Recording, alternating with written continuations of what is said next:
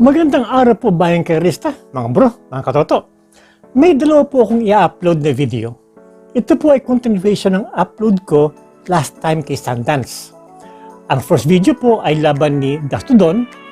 Isang regular race lamang po ito.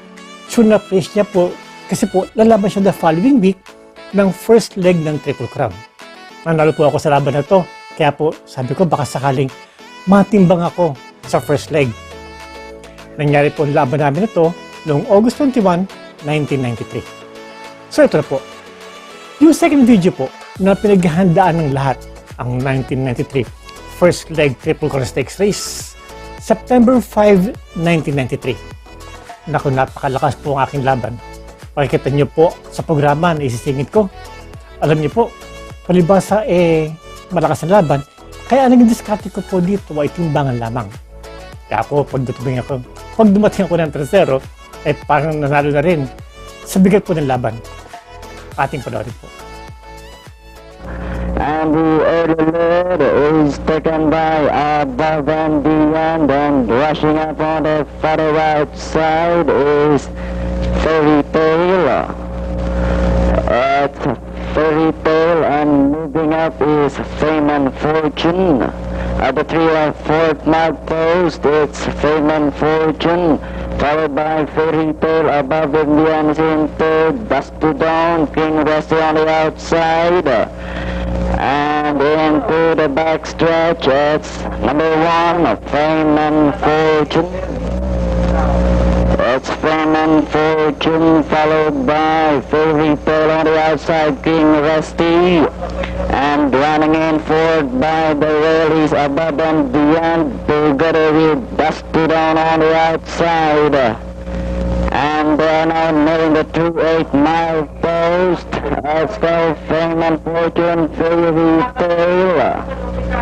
That's Fame and Fortune, Fairy Tale, King Rusty. And milling the last quarter mile post, that's Fairy Tale from the outside. Fame and Fortune by the rail. And into the home stretch, that's Fairy Tale in between horses. That's to down the outstanding favorite, moves up and grabbing the lead. That's down the outstanding favorite.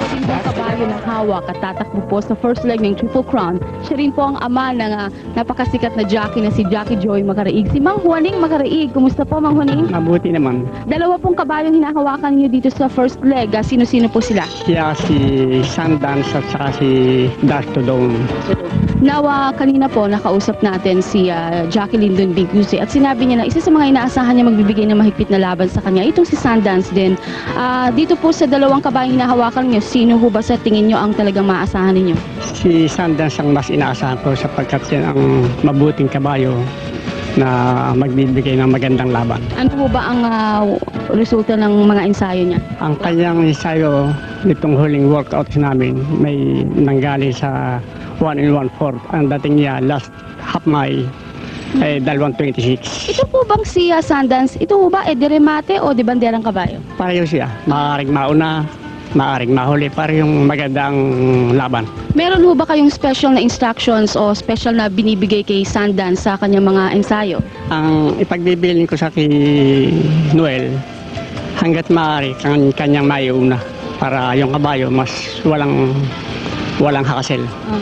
Now, sino naman po sa tingin ninyo ang mahigpit na makakalaban dito ni Sundance? Ang tingin ko sa aking mga makakalaban, yung Crown Colony, yung Summa Cum Laude, saka yung isang kabayo din nila na yun ang mga kalabang ko. So si Crown Colony sa tingin ninyo? Tingin ko. The park. In the cup, and Latin Dancer was a little bit slow to come out of the gate.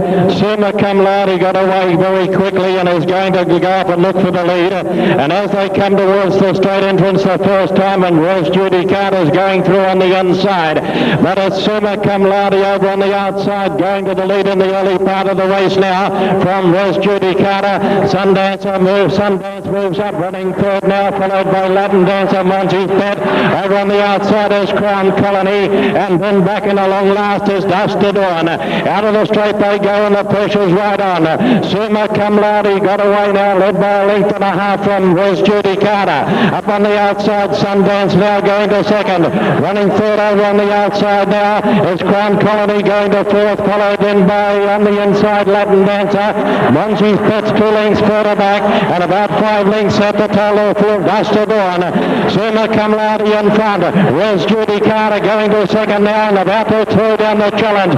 Where's Judy Carter up on the outside now, Summa Cum Laude. Crown Colony's gone to third place, followed further back then by Sundance.